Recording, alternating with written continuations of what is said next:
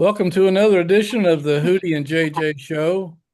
I'm Hootie, he's JJ. Jeff Jones, former coach and player at UVA and Old Dominion, American, etc. Special day on the podcast. Last week we had a great podcast with Dave Odom, the former Virginia, Wake Forest, South Carolina coach, telling some great tales and reminiscing about his days in Charlottesville. Today, what a special occasion this is. We've got the Kentucky Four, Jeff Lamp, Lee Raker, Jeff Jones, Terry Gates, all from, I think we wrote on our website, Terry Holland lured them from the Bluegrass to the Blue Ridge, and Virginia basketball was changed forever with these guys and some of their teammates that added on after they arrived here. Um, Gosh, I don't even know where to start with so many great guys and so many great stories. Of course, um, Lamp's number three was retired. One of the few basketball jerseys retired at UVA. Always an incredible honor.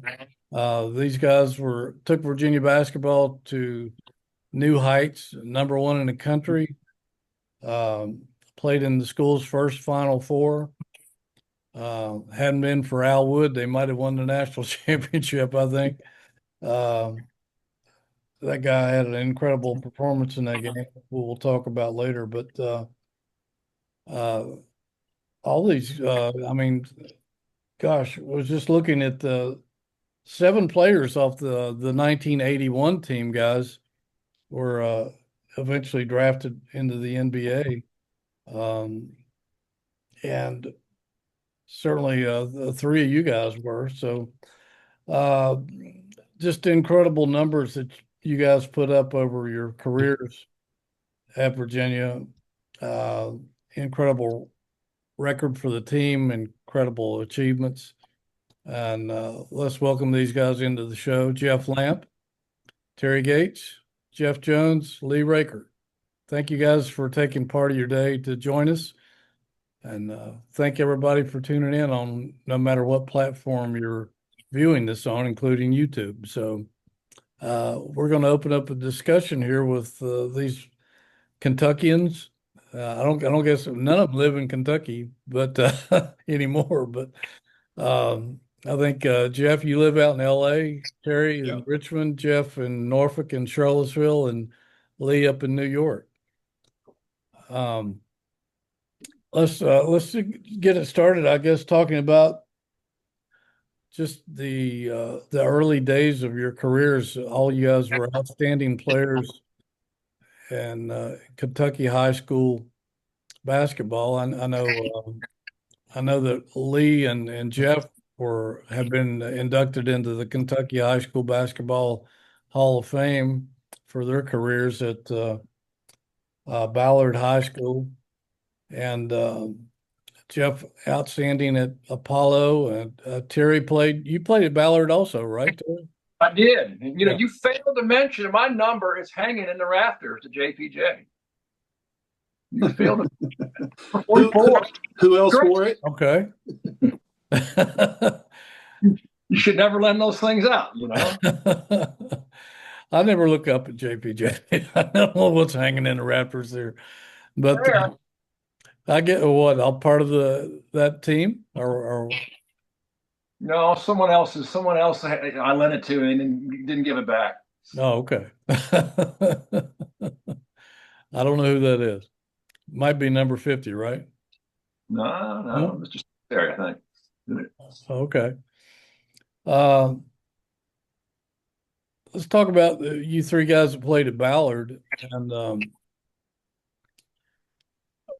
that must have been an incredible time. You guys were one of the best programs in the state of Kentucky, and uh, I imagine the competition was pretty strong in Kentucky basketball, right?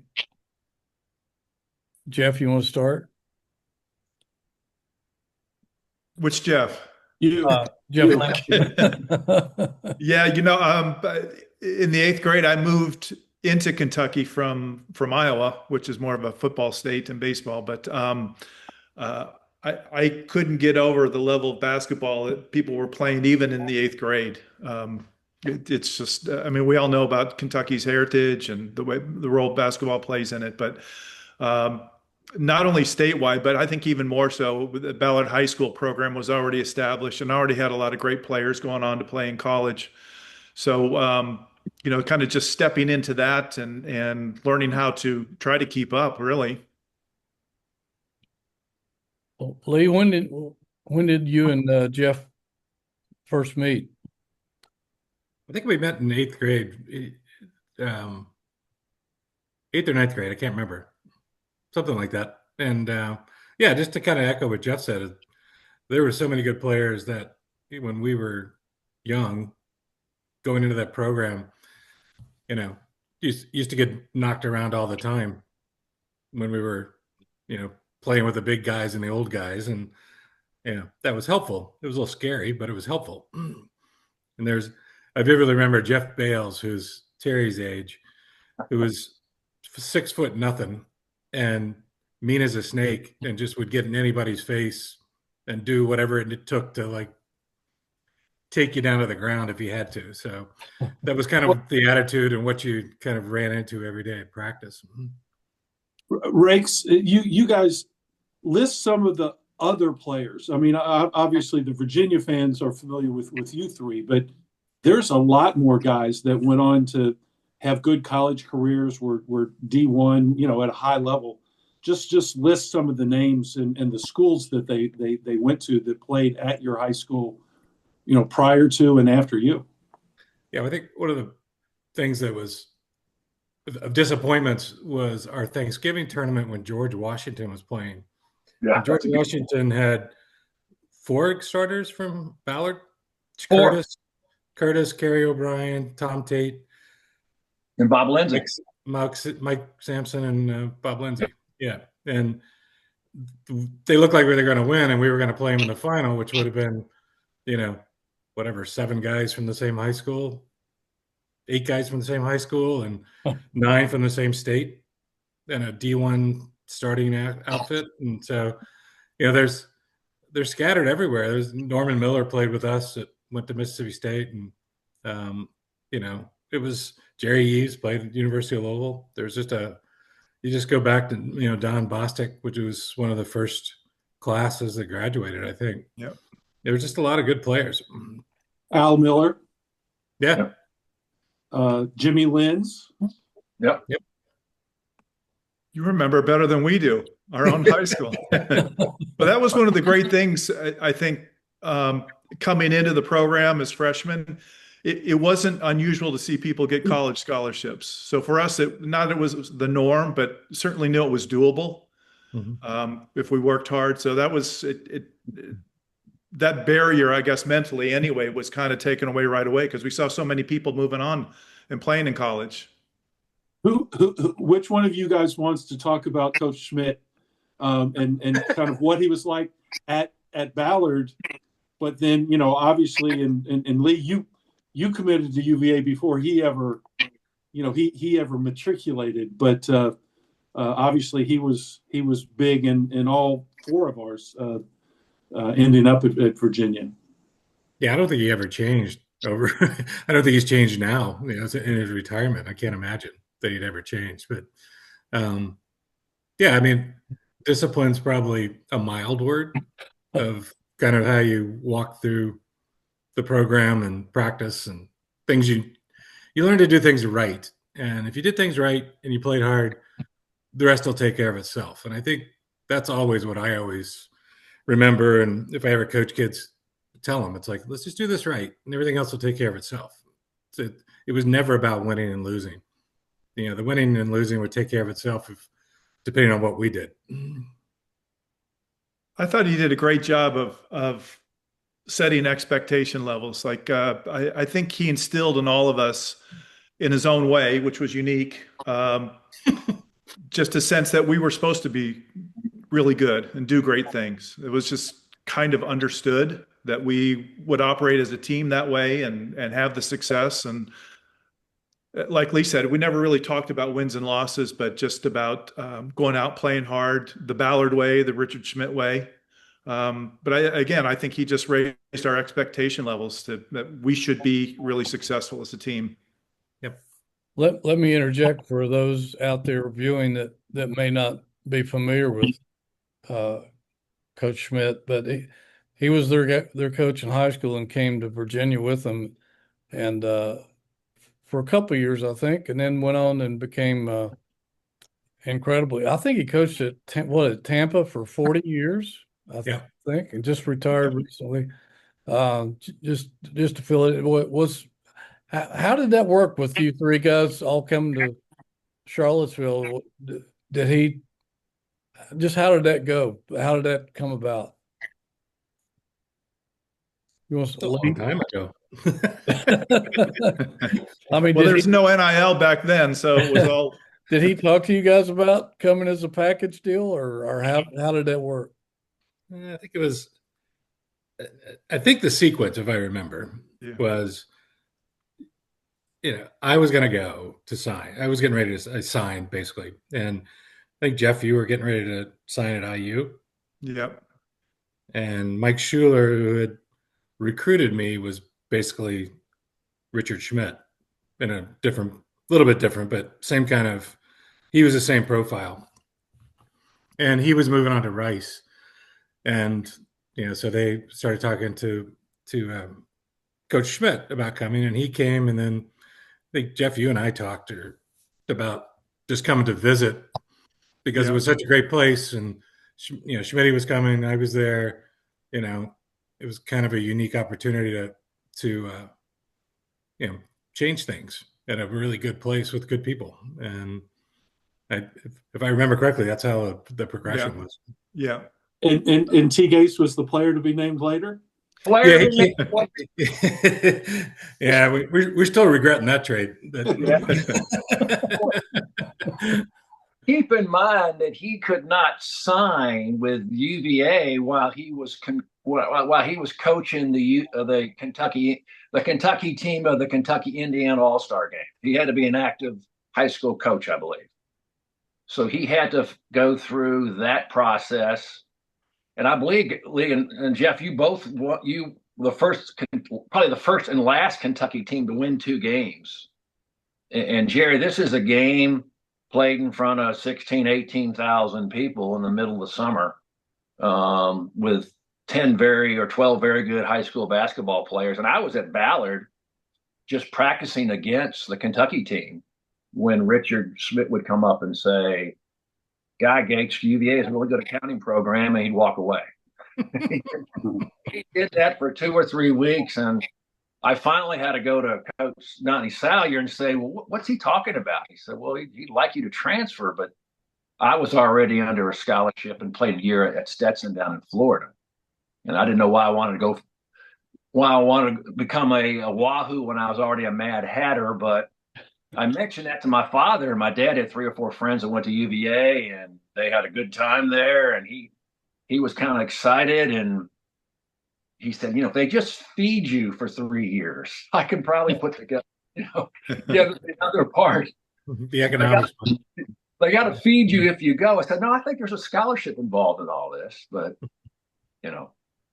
going back previously at Ballard, I missed half the games that I could have played in, but there was this expectation of playing hard and doing it right, as Lee said, and we expected to win. I mean, we play any game we entered, we expected to win, but we always knew we had to go downtown at the end of the year and prove ourselves. And there's a man named Darrell Griffith and Bobby Turner at Mayo that always made that kind of problematic.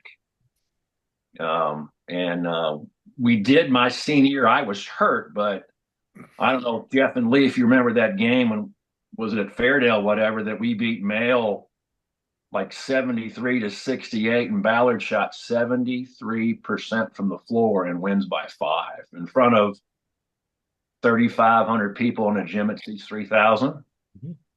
I'm sure you guys remember that game. I was on crutches, so yeah, it was my birthday. Yeah. Do you remember Mark Snyder? I was going to say Mark Snyder was the one that speaking of great players, the guy could just shoot. And I stayed with Mark when I go back to Louisville now, so I see him quite a bit. He's in Simpsonville, but he was 11 of 13, Jerry. One of them did a 360 and rode out. And I don't know if Darrell Griffith catches your jump shot. He didn't block it. He caught it. Was that a shot or a steal? Was that a block or a steal? Because that's a good question. JJ's, where JJ played was not too dissimilar. Yeah. Yeah, I was going to ask JJ, did you guys ever play against Ballard? Well, we did. That's really how I ended up at Virginia. But after these guys graduated, I actually watched them not Terry, but Jeff and Lee on television, the championship game of the state championship their senior year. I can't remember who did y'all beat that year? That wasn't Griffith. That was Valley. In the state finals? Yes. It was Valley, I think. Was it? Valley. Okay. So, and for the listeners, in Kentucky, it's one of two, I think state championships where like everybody plays in one division. One division. It's called the Sweet 16 because there's 16 regions, and so 16 teams go, and winner takes all. And these guys, I watched them on TV again. 18,000 people in Freedom Hall in Louisville, and so I was very familiar with these guys, even though I didn't know them. The next year we had a very good year. My senior year, we played in the LIT, which is an invitational tournament over Christmas. And in the first round, we beat Ballard at Ballard, and Jerry Eves, who had been these guys' teammate and ended up being a 4-year starter at Louisville. We beat them, and I outplayed Jerry Eves and Donnie Salyers, Schmidt's assistant, but then that year he was the head coach. He called up Coach Schmidt and said, this is a guy, because Virginia lost on Jerry Eves and Vince Taylor. So I was third. But said that's the guy that you need to recruit. And at that point in December sometime is when Virginia started recruiting me. Coach Schmidt was the lead recruiter. And then, ultimately I picked UVA. One thing, Coach Schmidt, I joke around because I knew who Lee and Jeff were, but I didn't know who Terry Gates was. And when Virginia brought me in on my official visit, Coach Schmidt had gotten a little bit of a bad read, I think, on me. But they actually brought me in with a guy by the name of Devin Durant, who's Marine. I was just going to say. And the instructions. And there were some other mistakes on that one. To keep both of us away from any kind of partying or craziness. So we were far away from that. They got it right with Devin, not with me necessarily. But I remember seeing some tall guy behind Mim Jim. What was that? Nameless? Was it Nameless back then? Who was part of a beer chugging contest. And I asked Jeff, I was actually with Jeff Lamp and Steve Castellan, and they're like, yeah, that's Terry Gates, and we kept moving. I was like, that actually looks like fun, So that was my introduction to T. Gates. I was a goat at the decals, a pledge at the time, and they forced us to enter this competition. And I'm sure they twisted your arm. I love my beer, but chugging is not one thing I'm good at. And then the worst thing was at the banquet that night, I sat next to Deb, to the recruit who was mortified. But, it is what it is. Yeah, JJ, what you don't remember or what you wouldn't know, Lee and I were in the same dorm, and Schmitty would come over every freaking day and try to get us on the phone with you when you were a senior trying to recruit you. What you, I don't know, you might remember, I think it bothered you at the time, but you weren't the only ones that he tried to get on the phone with me. You were at that time dating Mary Beth McLucky, way back. He put her on the phone. So she was calling me up, which it may have worked. I don't know, but I'm not sure that you were real happy about that. Sure. They didn't ask me to call anybody. Yeah, they didn't ask me to take too many people around. Oh man, definitely not Mormons. No, definitely not Mormons. It was quite a recruiting coup, I guess, by Coach Holland and his staff to get you guys. Because if I'm not mistaken, Kentucky, Louisville, Indiana, who else might have been after you guys at the time? Well, for me, it was like Vanderbilt. It got down to like Vanderbilt and Virginia for me. Well, I turned down George Washington, which Lee mentioned earlier that Tom Tate and Mike Sampson were playing. I didn't want to be the third guy from Ballard at GW. So I hightailed down to Florida, figured if I never play again, Daytona Beach was only 22 miles away. That's true. But it was a Baptist school, so I was a good, perfect fit for you, T. For a little bit. Jeff, it was you were close to Indiana, right? I mean, you were. Yeah, I was all the way through. Was an Indiana guy. Yeah. In retrospect, would have been horrible, but I wonder why. And had an interesting conversation, a phone conversation with Bobby Knight after I decided to go to Virginia. It's pretty one-sided. I was going to say, yeah. A lot of F-bombs were thrown. Shocking. How about you, JJ? I imagine Indiana, Louisville, Kentucky were out. No. Louisville signed. Kentucky never called. Louisville signed Jerry Eves. Indiana didn't. For me, it was North Carolina. Oh, okay. I had a great visit. Now, they got the right read. I had a great visit at North Carolina. Michael Corin and Rich Yoniker were my hosts. So there was a lot of fun had on that trip. For me, ultimately, it's the guys here on the show, that Kentucky connection, that North Carolina, great program. Virginia, was exciting because Coach Holland and they were building something. There was an opportunity to do something that maybe had never been done. But the difference was the Kentucky connection. I came because of Jeff and Lee ultimately. Obviously later I was became great friends with Terry, but that Kentucky connection is why I chose UVA. And we're all related in Kentucky anyway, so it doesn't really matter. Well, for all you guys, I caught the tail end of Lee and Jeff. I guess I started covering Virginia your senior years, and then I got to see Terry and JJ a little bit longer, but I know what it was like for me as a reporter, just following you guys around for a few years and playing with Ralph and being a national phenomena that you were, ranked number one so many times throughout as it bridged over from you guys to Ralph and et cetera. But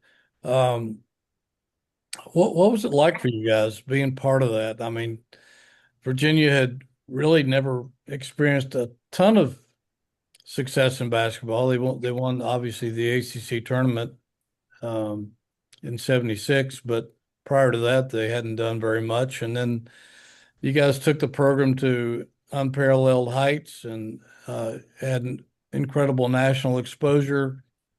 It seemed like everybody wanted a piece of that team, and I know just when Ralph was around, everywhere you guys went, it was somebody asked me what it was like covering those teams. I said it was kind of like covering the Beatles because people were just We had the haircuts crazy.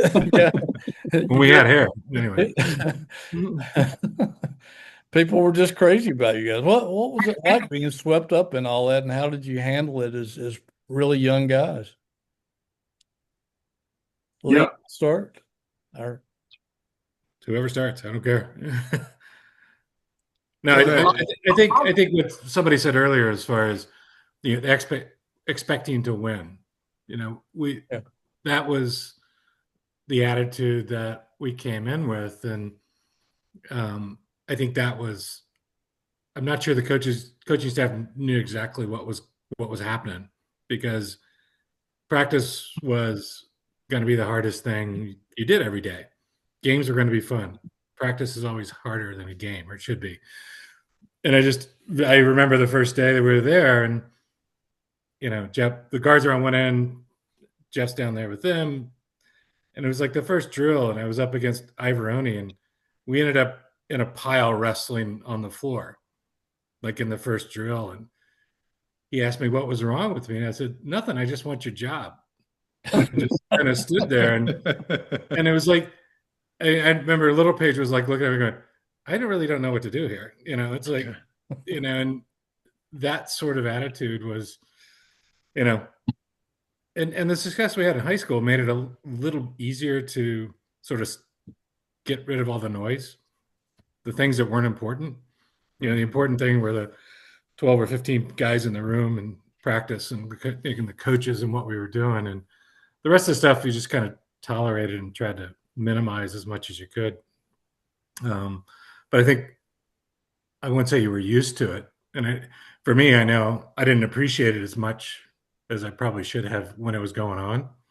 You understand how kind of unique and how really special it was looking back, but not really taking it to heart that much when it was going on. It's the way it is being young. I will say the four Kentucky crew here coming in, I think kind of came in like a sledgehammer. There was a definite culture shift. I think the first time somebody was on the receiving end of one of Lee's elbows, which was almost a daily occurrence, kind of set the tone. But we were, as Lee said, we were used to being in really highly competitive situations. And talking again about high school basketball in Kentucky, it's high pressure and high level. And so I don't think that was we played in front of 18,000 people in televised game in the state tournament.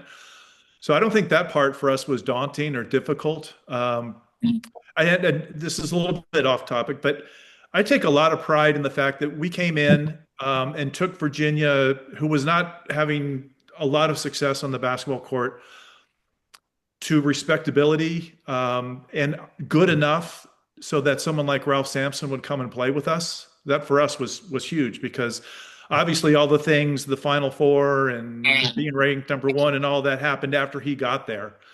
But I take a lot of pride in the fact that we got us good enough that we could out-recruit Kentucky for Ralph. That's a good point. Go ahead, T. Well, I reiterate what Lee and Jeff just said. I can remember, I sat out that year, my first year, and it's the tip-off tournament. Jeff and Lee make a big impact, and they ask him, how's it like to play in front of 7,000 or 8,000 people? I was on spring break from Stetson, and I caught the final game. Well, I think Jeff had 37 points against Valley. That's the second game that night. Is that the second game that day? Yeah. Yes. Yeah. So Freedom Hall, 18,000 people. I think he opened with a 2-footed, dunk. And now they're asking him how's it look to play in front of 7,000, 8,000 people. And that's just kind of that's what we live for at the end of the year, going downtown, trying to get into the state tournament. We were very well coached. We ran the same office in the 7th grade, the 8th grade, the 9th, same offense. And so moving up a level, you weren't learning new plays. You were just playing against better people. And I'll tell you this, Donnie and Don Thalia will tell you this when Jeff was trying out for the freshman team, which I believe was your coach, right? Yeah. And he pulled Jeff Lamp over and he said, where did you play last year? And he said, I didn't.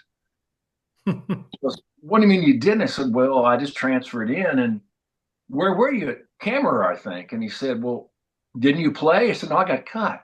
Yeah. So he shows up and he has, like, as they would do, he had, I think, Jeff tell that same story to Richard Schmidt. Mm-hmm. So here's one of the better players out there, and he didn't play last year. Mm-hmm. I can tell you in the 10th grade, I was 6'4", 150, and I would show up for the varsity practice halfway through, practice for a half hour, 45 minutes. The JV team warm up outside. We would scrimmage the varsity without even shooting a layup. And then when the varsity got done with their free throws, we would go out, stretch, and come back in and practice like 2.5 more hours. Mm-hmm. I did that for about 6 weeks and lost 8 pounds I didn't have, and I quit going to the varsity practice. But it is the thing about is, as we all played at Ballard with people better than us growing up.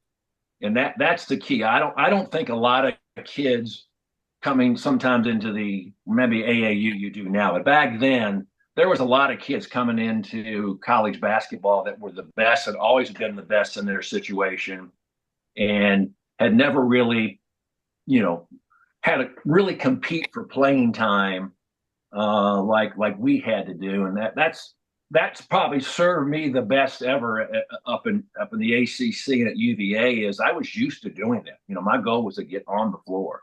And that background, that coaching, and that experience was very beneficial. Yeah.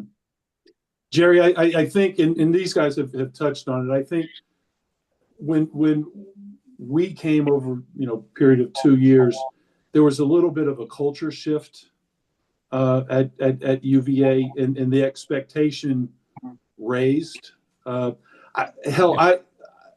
After my first year, and Terry, I don't know if you remember, we lost to Alabama in the NIT. What's his name? Reggie King, got 43 against us. And you and I rode with my mom. It was spring break. Yep. So we rode. I was out of there.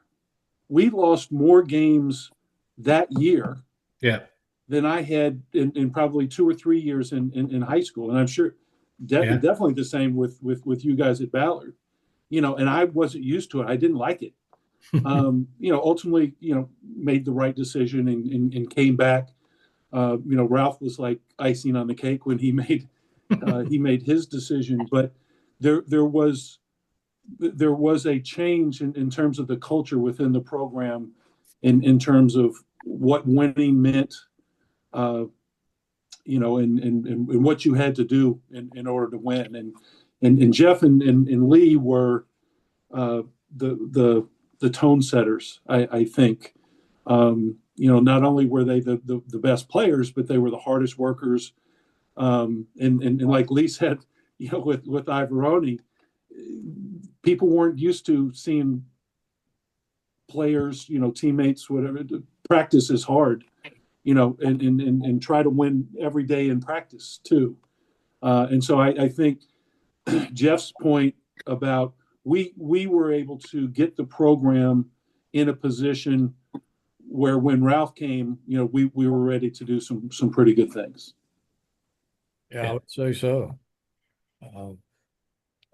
Jeff, you were known to be an incredible, prolific scorer with a great fadeaway jump shot. Just talk about your offensive mentality, the way you attacked during your career. Well, I'll laugh at that because this means I shot a lot. I don't think anybody here will deny that. I was whatever talents I have were certainly more geared towards offense than defense. I had my limitations there, certainly. But that was, I guess, growing up and in high school was really emphasized to me was my ability to score, get shots. which carried over into college. But I think that's kind of how I measured my game more so. Lee was always the one that had to do, guard the best player on the other team, and it kind of freed me up to focus more on offense. But that's just where my abilities were. I wasn't going to be a defensive stopper. I was really good in the zone. But anyway, just kind of the way I was coached in high school was to score the basketball. So I carried that through into high school. I mean, into college. Not so much into the NBA, unfortunately, but that's just how I was coached. Jerry, I will tell you. I mean, he's obviously being modest. So I coached 42 years. 32 is a head coach. Man, you're old. Yeah, and some really good players. Not one put in as much time as Jeff Lamp did. Working on his craft, as they like to say. Guys will come in and they'll shoot around. Jeff Lamp in practice and for time before, after, in the summer, the off season. He busted his ass every single day. He didn't go in and just shoot around ever. So I think he's being very humble, but he earned that ability to score the ball. I mean, it didn't just happen. It wasn't God given. He earned that with pure hard work. And I think the Richard Schmidt, because that started it all. That kind of indoctrination and coaching, showed all of us, but definitely showed Jeff, this is the path to success. And Jeff was the one that, was hungry and, and he just loved that. I mean, nobody loved being in the gym with other people, just by himself. Nobody loved being in the gym working on his game more than Jeff Lamp did. And Lee, you had has to be one of the best nicknames of all time in the ACC. Bones McKinney supposedly gave you the nickname the Marine. Talk about that a little bit. Did you? I don't know where that. I guess I do, because my brother-in-law, I think, met him at some benefit or something in Raleigh and found out that he was my brother-in-law, and it was funny when it first happened, because Bones was a character, but when you're marginally crazy and do crazy things and kind of fly around and do things, well, it depends on the day, but it's just the way I played, which was like a lot of contact, don't give up ground. Marine sounds better than kamikaze. Well, I do remember the most dangerous man on campus I won one year. They were doing a fundraiser or something, and I beat out the Ayatollah Khomeini. So I don't think when we look under marginally crazy that your picture comes up in Wikipedia. Yeah. Well, just south of sane and north of crazy.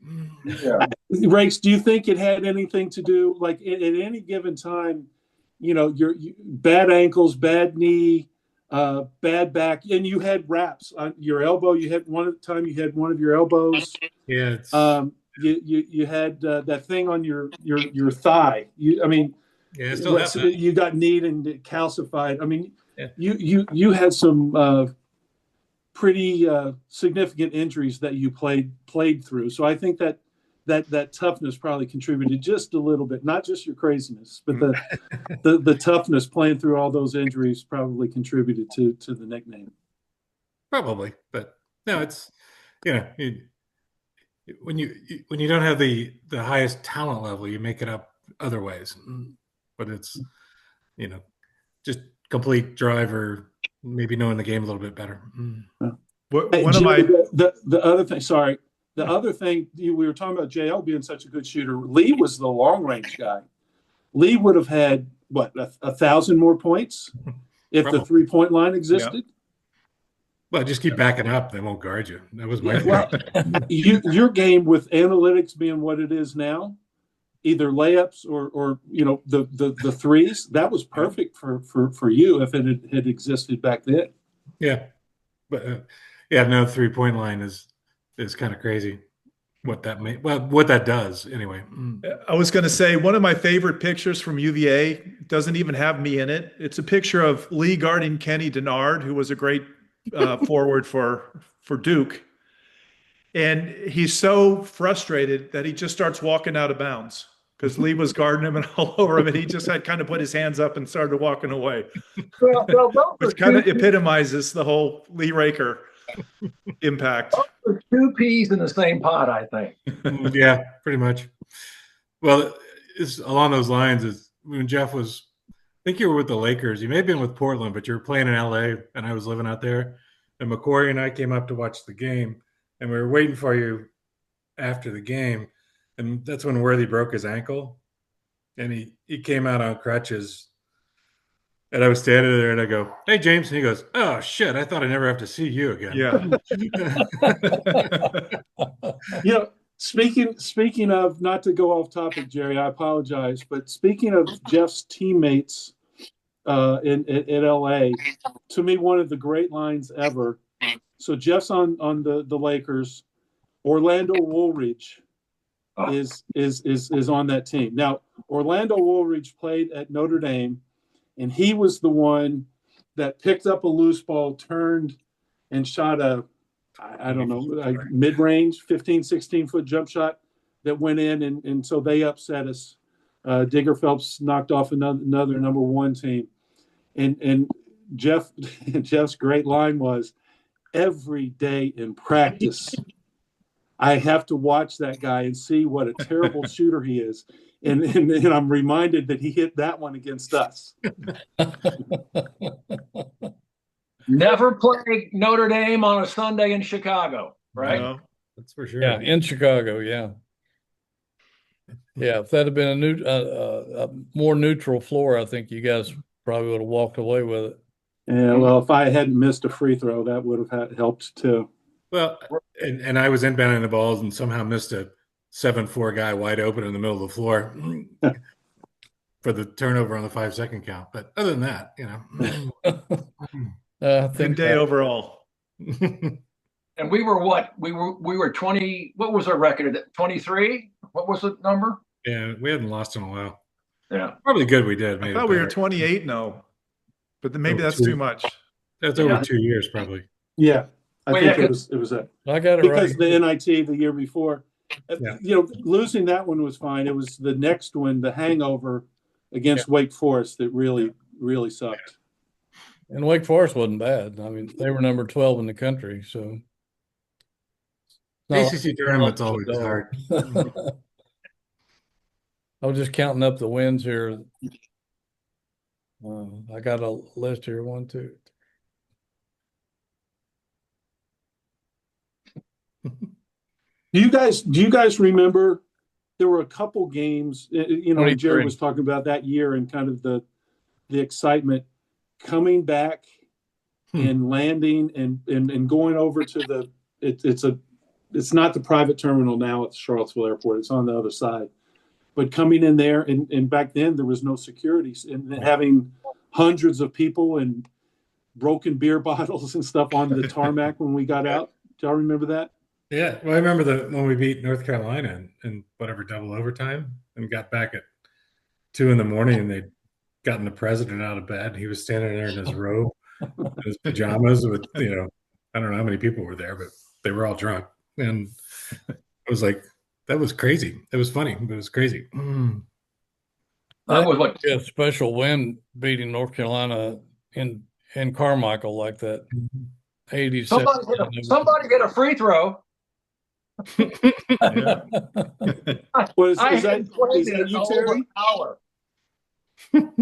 Ralph fouled out. So I had to retie my shoes, get the talcum powder, stretch. Always ready.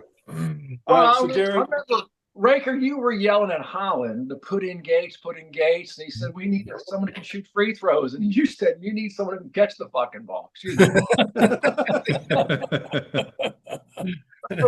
Okay, Jerry, here it is. Here's a big story about Terry Gates. So Terry, he started sometimes, but what he did, because he made winning basketball plays at both ends of the floor. He was a great screener. He was a very good passer, obviously a good defender, a good rebounder, but he was also a clutch free throw shooter at the end of games. Now, if you put him up there in practice or whatever, it'd be a We'd run more.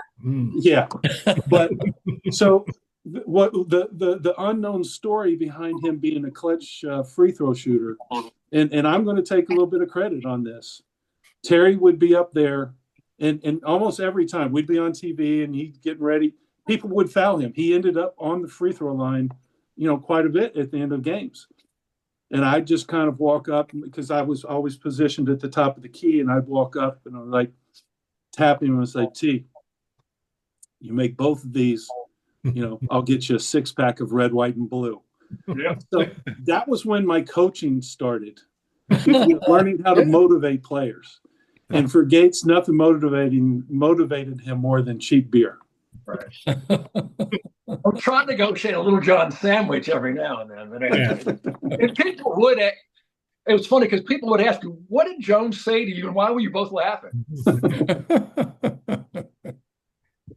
Oh, But man.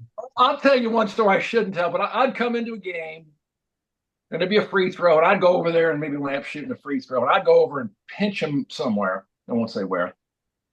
And Coach Littlepage picked that up in film one time. Guys, what are you doing? Said, well, there's 9,000 people in here, and there's about 3,500 ladies, and they're all looking at that. So I figured I'd go pinch him. And Lamp looks at me like, you're crazy. I said, man, I had a transition from listening to Joe Geek stories and listen to him berate the officials and kind of prepare myself to play basketball, because sometimes if the best seat in U-Haul, if you weren't starting, was next to Dr. Geek, because he kept you entertained. And sometimes you had transition from sitting down to running around. Rakes, what was it that the Geek said to Dana Kirk, who was coaching at VCU?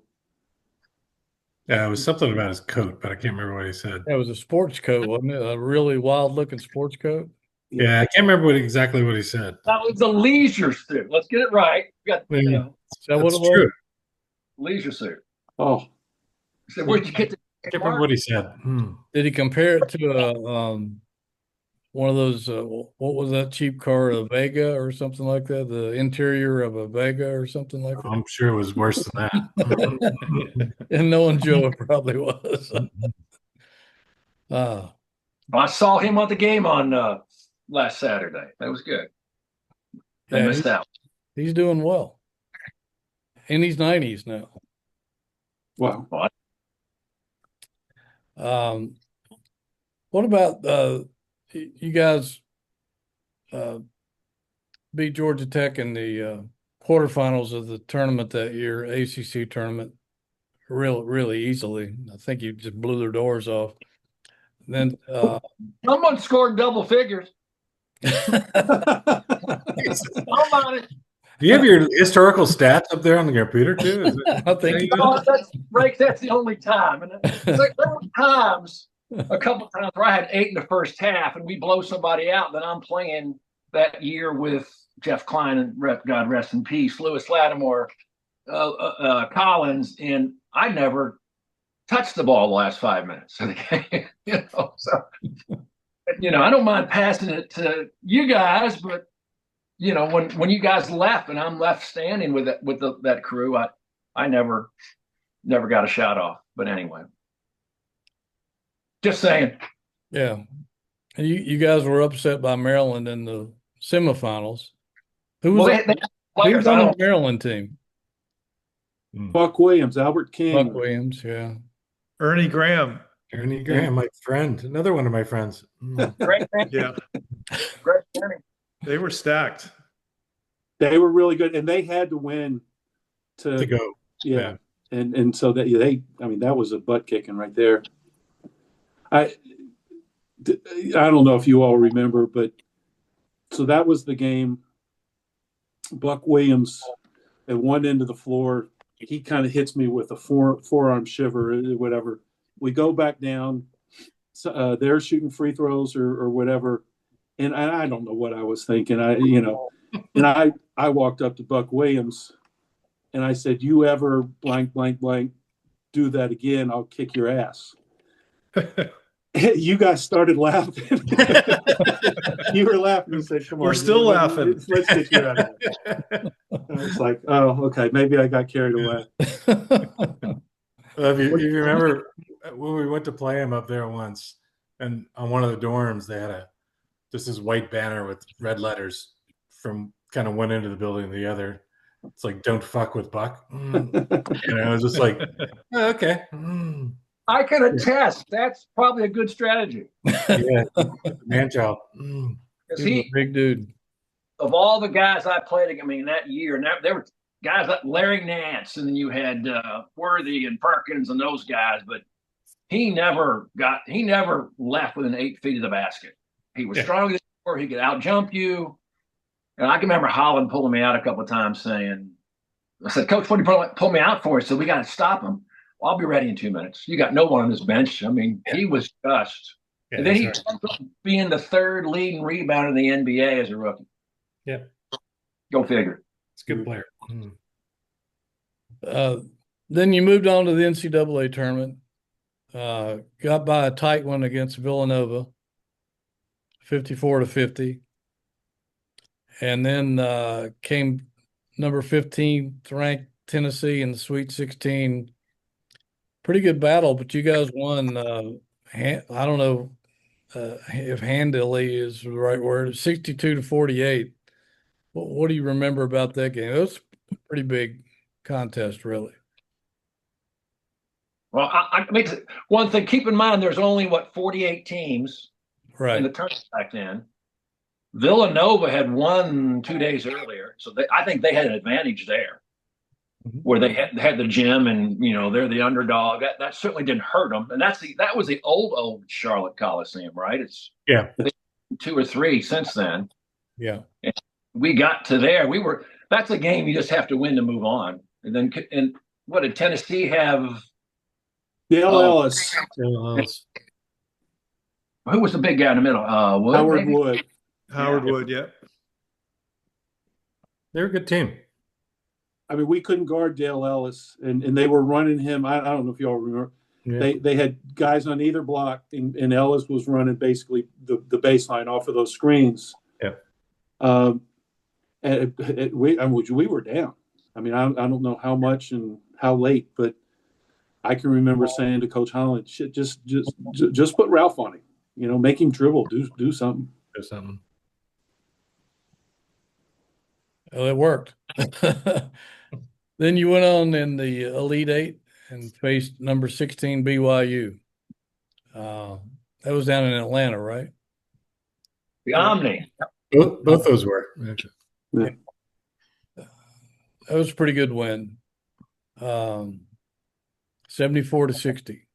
That was Ralph. Right. That was Ralph's big game. I remember. I think the game before BYU, I think Danny Ainge went coast to coast and made a game-winning layup. So we went into that nervous against Notre Dame. Yeah. JL, were you the MVP, region MVP? What's that? Weren't you the MVP of the regional? I think so. Yeah, the region. Yep. I mean, I was looking. You guys played 13 nationally ranked teams that year, and not all of them are from the ACC, obviously. Ohio State on the, I guess, Super Sunday. That was a really hyped up game nationally.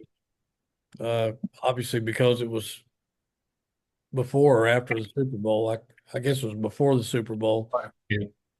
And they had some big guys. Herb Williams, Yeah. And Clark Kellogg, I guess, was on the Granville Williams, Sleester, right? The quarterback. Was Sleester on that team? He sat the bench. Wow. Didn't know that. Seemed like the Buckeyes had kind of run their mouth a little bit before that game. It pissed Ralph off. Well, they beat us the year before at Ohio State. Yeah. I remember that one. Unfortunately, I can't. That's still in my nightmares. I had 7 turnovers. You remember stuff like that, unfortunately. Yeah, you always remember the bad stuff more than the good stuff. It seems like. Well, but that was a game. I think JL gets 20 against NC State at noon, and then we get to play and go play at 2 in Columbus, where I don't think Ohio State played on Saturday. Mm-hmm. So, and I do remember Doug Logan taking a taxi and getting some White Castle sliders for the trip back, and the taxi driver couldn't get us back to where the private plane was, and we were late, and Holland was irritated, to say the least. So unlike you to be late, Terry. Yeah. How many White Castles did you have, Terry? We got like 30. That's not my question. How many did you have? Only 4 or 5. I find that hard to believe. Well, they smelled so bad, and I had to sit next to the coaches because I was the last one on the plane, and these things reek of onions, these little sliders. So, but I blame it on Logan.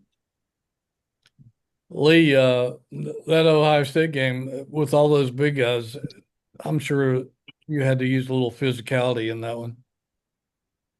Yeah, I think I was guarding Clark Kellogg. I think I fouled out that game. Was that the bullshit game, or was that a different one?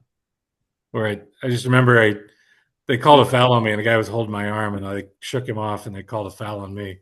And this was, when they had the ears on the sideline. I think I just yelled bullshit pretty loud, and you could hear it, but the camera necessarily wasn't on me.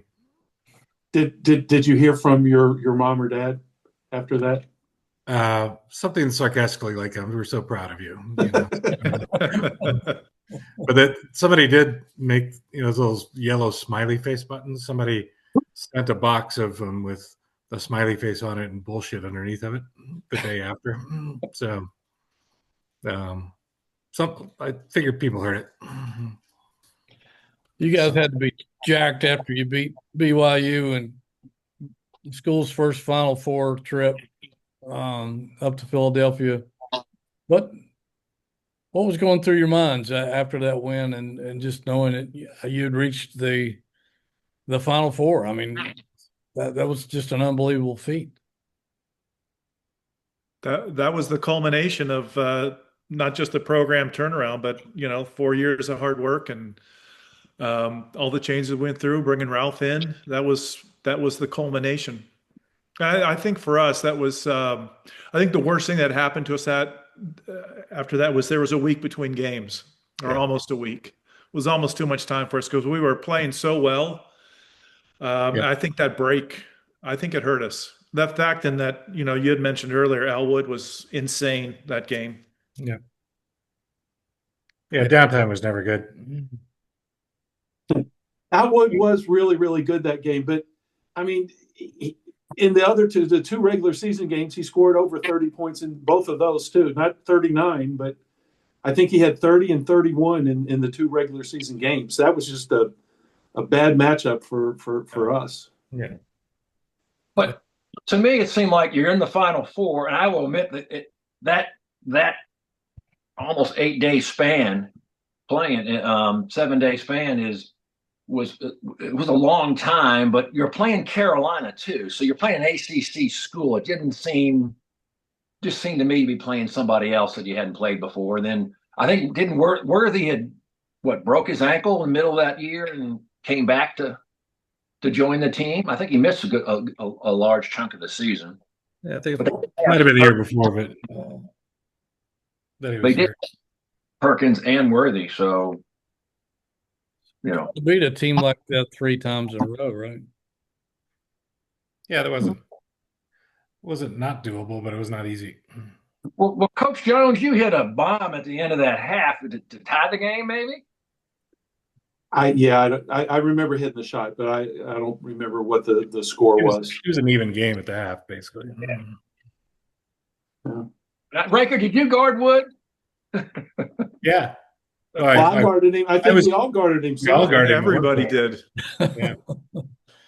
Yeah. Should we even put? I mean, who would have thought that a college team in the Final Four would put a box in one, triangle or a diamond in one in without ever having practiced done it? Yeah. Because that's we did that. That didn't work either. No. So essentially, you tried everything to shut him down. It just there was just no answer, right? He was great. He was great. Do any of you guys remember and want to tell the story in warm-ups with Lewis Lattimore and Bobby Knight? I don't know that story. Yeah. Okay, so back then, the big scoreboards, in order to change, they weren't digital, and so you had to change the name of the team. It's a card, and you'd slide it in to a slot. So they had to bring the scoreboard all the way down on the floor, and so they were changing from LSU and Indiana to Virginia and North Carolina. So that meant the space that we had to warm up was a little bit crowded. And we, just as a team, we were kind of, a little bit tight, which was nothing new for us. And Lat was running back to the end of the line, layup line, and he bumped into somebody. And it was Bobby Knight. Indiana had beaten LSU, and he had been doing the TV interview, probably with Al McGuire and Dick Enberg or somebody. And Lat bumps into him, doesn't know who it is, and Knight had a plastic cup with a drink in it or whatever, and it spills all over the place. Lat turns and starts cussing him out. He doesn't know who he is. Starts cussing him out like crazy. I was like, oh, this is a good way to start. I missed that one. I'm surprised Bobby Knight didn't throw a chair at him or something. Yeah. I'm sure after that game was over, and the lull in between that and the last consolation game in Final Four history against LSU, it was ranked number 4 in the country, really. You guys probably were so downtrodden and upset over the loss. I imagine you had no interest in really playing a consolation game, right? Keep in mind that's the evening of the morning that Reagan was shot. So right, yeah, I was going to bring that up. Yeah, we almost didn't play. Yeah, it was almost called off, right? Right. I don't think any of us really wanted to play. Yeah, it was one of those things like the year before in the NIT. Yeah. We had all voted not to play. Coach Holland said, well, you're going to play anyway. Kind of how this was. So much for voting, right? Yeah. And none of us, I don't think had ever played in a consolation game of any kind. Yeah. But we did get to play against Rudy Macklin, though. I was just going to say that was the funniest part of the whole thing. This is a guy that we played against in high school that played at LSU. He'd broken a finger or something, and so he wasn't 100%. And he didn't want to be there either. Yeah. You remember, what was his name? Gus Rudolph. Also, he was another Louisville right. Shawnee, maybe. I don't know. He had alopecia. He was bald, no eyebrows or whatever. He was on the LSU team. Yeah, and I was scared to death of Greg Cook. I don't know what happened, but he told me he was going to kill me, and I actually believed him. That was the most scared. I mean, probably the only time I was actually physically scared for my health in a basketball game. We should have pretended it was Buck Williams. Probably had the same outcome. Oh man, you could have sick the Marine and Gates on him there. Would have That would slowed have him been one up. Anyway. sandwich plus a six pack. 7-Eleven ham and cheese, Gates. 7-Eleven ham and cheese. I got standards. What was that day like? That must have been a crazy day. I think there was a blizzard all over the East Coast, and then our part of the East Coast, and of course, Reagan had been shot in D.C. Was in the hospital. I guess nobody knew what his status was. Nobody knew whether they were going to play the Final Four semifinal, or excuse me, consolation and championship game. Everything was up in the air. What was that day like for you guys sitting around in a hotel in Philadelphia? Kind of waiting to hear what was going to happen. I mean, it was strange too, because there was a transit strike in Philly, so we had to stay outside of town and bus in. So the whole thing was kind of surreal at a certain point. But we had provisions, though. We had a good evening. We had provisions. I think Coach Jones's father made sure of that, and my dad probably was helping. Well, that's a good thing. No, that was one of the things, and that my dad got to see 13 straight games. My last 13 games, and at UVA, and Lee's dad was there too. Coach Jones's father was there, so it was. We didn't travel lightly with. We had a lot of folks, a lot of family. Yeah. Jeff, you have any special memories of that day? It was just a blur, really. When the game was over, I think it was a relief. And then mostly just, I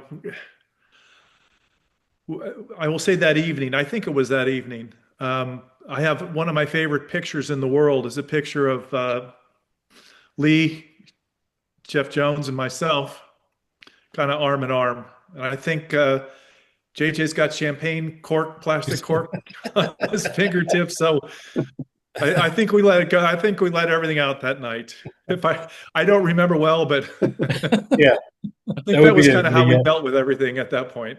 Yeah, I think that sums it up.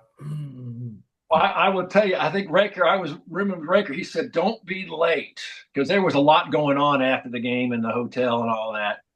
And then I had to make decisions. All these gifts showed up, from my dad's friends and whatever, and they were, large glasses with caps on them. Mm-hmm. What do you take with you and what do you leave behind? And my bags they jingled as I was going down the stairs to the bus. But you don't want to leave that stuff behind, because we had no money. Right. Well, Speaking of that, no money.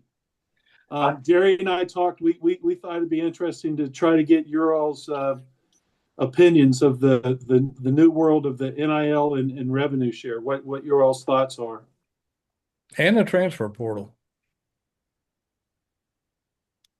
For me, it can be summed up in there's no longer a student athlete. It's a farm team for NBA, NFL. Take your pick. It's just affiliated with the school, but it's just a, whatever the A League or B League or developmental league, whatever you want to call it. Do you allow yourself to think about, it would have been nice to, make a few $100,000, Yeah, no, I think I was talking to BP, Barry Parkhill, about it, and we both kind of briefly talked about that. Yeah. It's like, but it's mostly just like between that and the online betting, it's like the integrity of the game has gone to zero in my view. It's like, how can you? And I think the bigger insanity to me is the boosters that give millions of dollars to the university NIL to get a player or to keep a player, and they'll just go to the portal and go someplace else when they get more money. And there's no loyalty, but there's no prohibitions of doing that. And I don't know what you call it, but it's definitely not being a student athlete at a university. I don't like the setup, the system itself. I would like to see players have to be obligated to stay longer than 1 year. But in terms of players getting paid, I'm all for that. It's so impossibly hard to get to college. I mean, for football or basketball players to get to that level, to be good enough to get paid. And the vast majority of them are not going to play professionally. So to me, it's, they've worked hard. They've gotten to that level. I'm glad they're getting paid. I just would like it to be set up differently because somebody's making the money. And to be clear, I'm not adverse to a big part of people getting paid, but I would agree with what you're saying. It's not the way. This is not the right way to do it. No. It needs to be some conformity to it, where one guy's not getting paid $8 million and another guy's getting paid $50,000 or whatever. Gates. I think I don't see where this is financially feasible. How the schools are going to balance their budgets. Certainly, take UVA this year in football and basketball. They spent some tremendous amount of money, and they're going to have two really good teams. That's fine, but where are we 5 years from now? Will that money always be there? I think the judge in California didn't give appropriate amount of weight for a scholarship. What that's worth. I think the four guys here on the podcast, we all paid a certain amount of homage to being student athletes. We showed up and we were there, and we studied and we did what we thought we needed to do for our individual cases. But I just don't know where, outside of betting, where the allure is going to be for a UVA fan, as we kind of alluded to, to see one kid for a year, to see, and then him being replaced, and then I don't know, am I going to get in a car and drive 65 miles one way to go watch a game at 9 o'clock at night? I'm not so sure as in a couple of years that's even the cards anyway. But where's the allure to get 15,000 people at JPJ when they don't know the guys? And I think JL's right. They deserve a certain amount of money. Certainly, there is money being made, but the NCAA really dropped the ball. If they got 1/10 of 1% of FanDuel's revenue, they could have paid everybody and have money and give money away to charity, but they didn't do that. And now they're really in trouble, I think, in how this moves forward. T. Gates, aren't you a big UVA men's basketball donor to RevShare? Don't you write a big check? I got my 2 tickets down below, or 4 tickets. I have a friend that shares them with me, but it's hard to get half those games. It's hard to even find someone to go with you. You have to plan it out and look at the games they have this year. I mean, there's not a lot of must-see games on that schedule that you can't get from staying home watching it on TV. Terry, you could have gotten an NIL package from 7-Eleven, right? I would have been, maybe TJ's or Little John's. Something. But it's a different world. I mean, I can remember going, on the 28th of the month, I got $10 in my wallet. I'm not getting a check from my parents for to the first or something, and it wasn't we didn't get any money from the school. I did not live in university housing, so I had utilities and everything else to pay. I had a 12-month lease, and they were only giving you 8 or 9 months of rent. Didn't even cover my share of the rent, much less utilities and stuff. So it's a different world. Yeah, but there's a place between what you're talking about and where we are now. Yeah, it's got to be a better way. JJ, having been a player, obviously, and then coached for so many years, what's your perspective on that? Because I guess had it gone crazy by the time you decided to retire? No. I think my last year we had 2 guys that were maybe $15,000 each, something like that. I mean, it wasn't a lot. Which, heck, back in the day, we would have jumped at $15,000. But no, it hadn't gotten out of control the way it is now. But number one, I'm not going to fault anybody if the market dictates, getting paid. And I think the horses are out of the barn, the toothpaste is out of the tube, whatever cliche you want it. It's more about how can we make the system, work better? How can we develop it so that it is you can keep it up, right? It can last, because we're not there now. And I think, so much of what goes on now is because the NCAA is just deathly afraid of lawsuits. I mean, they're for the last decade on these lawsuits, and so they're just trying to survive and hold on to their position. But it's different. Terry talked about the student athlete part. Terry was a really good student in accounting, and Jeff and Lee were both academic All-Americans, I believe.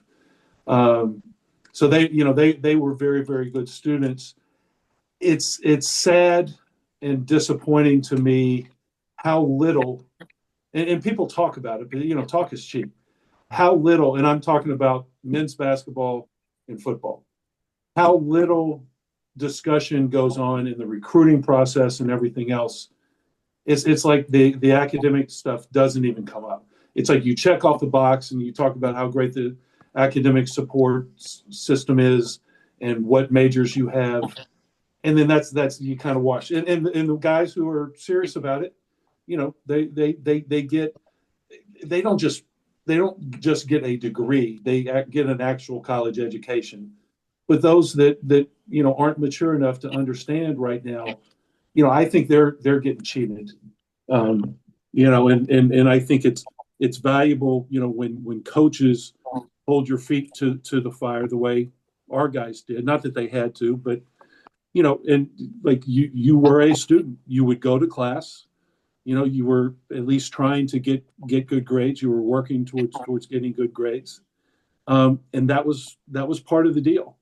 And I'll gladly say, I'd sign up again for 4 more years with you guys, and they don't have to pay me a damn dime, and I would do it because that was 4 of the best years of my life.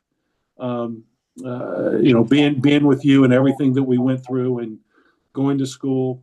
But that's not the world that we live in anymore, unfortunately.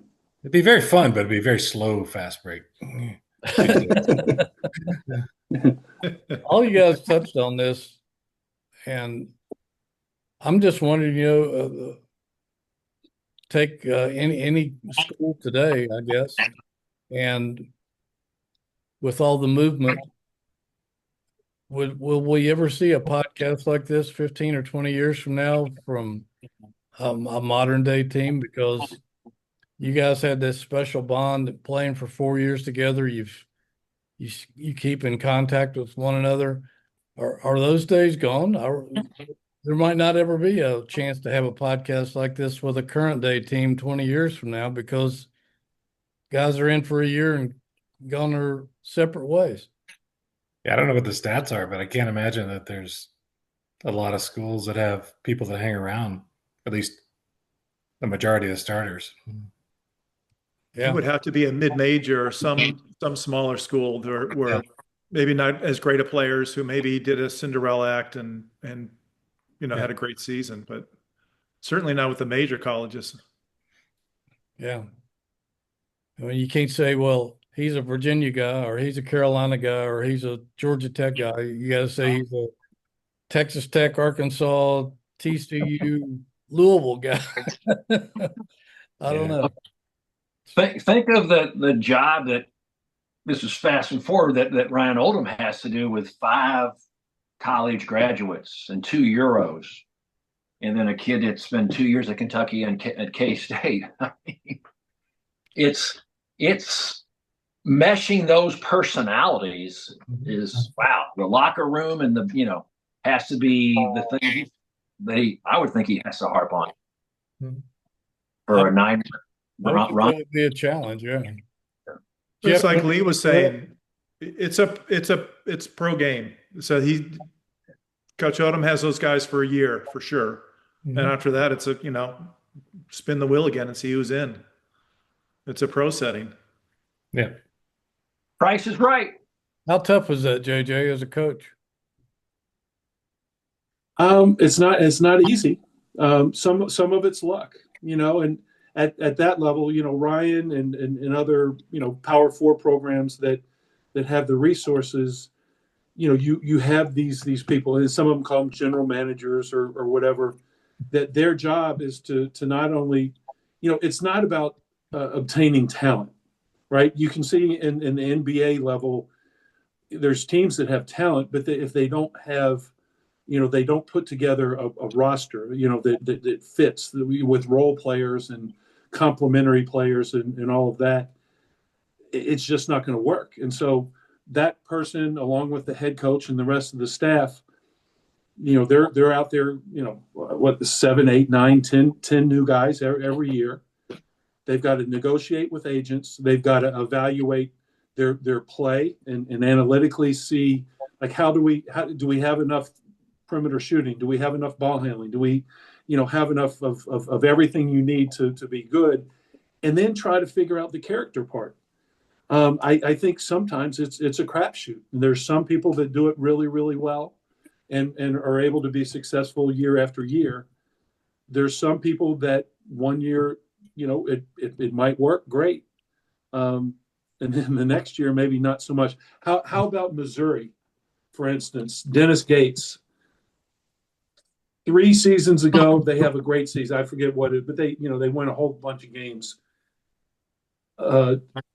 2 seasons, I'm getting my years, but then the middle season, they didn't win an SEC game, right? The turnaround, and then they turned around last year and had another great year, right? All of a sudden, Dennis Gates didn't become a terrible coach after, it's the composition. And yes, talent acquisition is part of it, but you've got to evaluate, the contributions on and off the court and how those personalities, are going to mesh. And it's not an exact science. And so those who can do it consistently, are going to do great. But the bottom line is you got to have the money first. If you don't have the money, you can evaluate all you want, but if your goal is to win a national championship, you're not doing that no matter how good a coach you are if you don't have a certain level of talent. Guys, before we sign off, unless you have anything else you want to bring up, or anything that comes out story-wise, Virginia fans obviously love all you guys and what you did for the school and still follow you. Just let's go to each guy and just tell them a little bit about what you've been doing the last 20 years and what you're doing now. And we'll save Jeff Lamp for last because I know he's got something we want to promote before we sign. I mean, I'll start. I was in investments kind of a couple of years after I got out of college and did that for 40 some odd years and been retired for a couple of years. And I live up in the woods in upstate New York. It's a good place to live. It is. T. Gates. Well, I'm sitting in Glen Allen, Virginia. Come January 1st, it'll be 30 years with C&F Bank. I review the commercial appraisals. I think they call me the impediment. I've got a son, Joseph, in Brooklyn, and a daughter in Chesterfield, Emily, that works for a local church, and trying to figure out when I get out of the rat race. There you go. Me too. JJ, we know you don't need me. I just hanging around. He's hanging around. Jeff Lamp, tell us what you obviously you had a terrific NBA career. Just what happened after that, and we'll talk about your book. Okay. Well, I worked, I think it was 24 years for the NBA Players Association. So I was basically front facing with players and working with them individually on just about anything they were trying to do off the court that was positive. Just setting up secondary careers, finishing education, developing their philanthropic interests, just anything along those lines. A lot of networking for them to get them in front of people, whatever their industries they were interested in, helping them develop their businesses and so on. So did that for 24 years. Past year and a half. So I'm not with the Players Association anymore. So I'm not retired, but not really doing anything officially right now, other than just put a book out. It's Called by Name, but that was kind of a labor of love. Big believer in going for your goals and dreams, and we've alluded to some of those kinds of things here. But basically wrote it for my two kids and my two grandkids because as at least with my kids growing up, I always heard about how hard things were, how difficult it was out there, how realistic things were. And I just wanted to give them some, I guess, words and then real life stories of people who had gone for their dreams or their passions and how it worked out for them. So proud of it. Not a huge bestseller, but like I said, I wrote it for my kids and my grandkids and friends and family. It's called My Name. It's Called by Name. Yeah. And how can people? It's on Amazon. On Amazon. Okay. Yep. I can tell you, Jerry, it's great. I got it and loved it. There's some great stories. I told JL my favorite story was about one of my former players that I coached at American University, Andre Ingram, and he and Jeff became friends over the years. But it's a terrific read, and I would recommend all the listeners, all the UVA supporters to put it on the bestseller list. All right. I'll echo the plug. I'll echo what JJ says, and the best part is there were no stories about me in it. So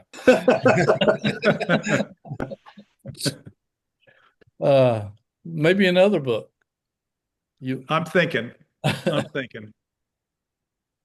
I'd like to. I enjoy writing. My mom was a writer. She had 6 or 7 books that she put out, was writing all the time. So I inherited some of that from her, but I enjoy it. So I'm sure there'll be another one down the line. All right. That's a great way to end today's show.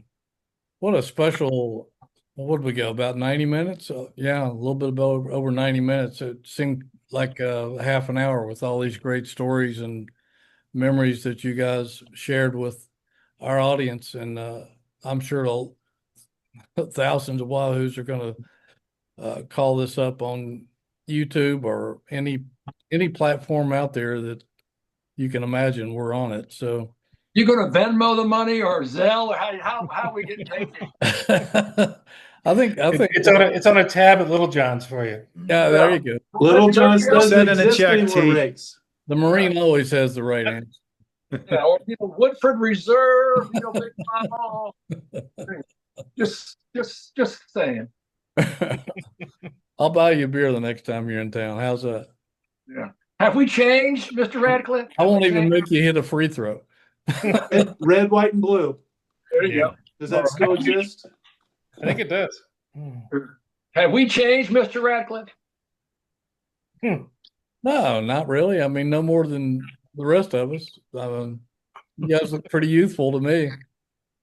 I'd like to see you play a half-court game out there now. No, you would not. Yeah. Everything hurts just thinking about that. Yeah. I bet you could still beat North Carolina's guys if you played them in the half court. All right. Well, thanks so much for taking part of your day out, gentlemen. We really appreciate it. And I'm sure Wahoo Nation is going to love catching up with you guys and reminiscing about some of the greatest times, the golden years of Virginia basketball. So thank you so much. Appreciate it. Thank you, Jerry. Thank you. This was fun. Yeah. Maybe we'll do it again sometime. If Terry can come up with some more stories. Don't egg him on. See you, Coach. All right. So long, folks. Thanks for tuning in, and we'll see you next week on the Hootie and JJ Show.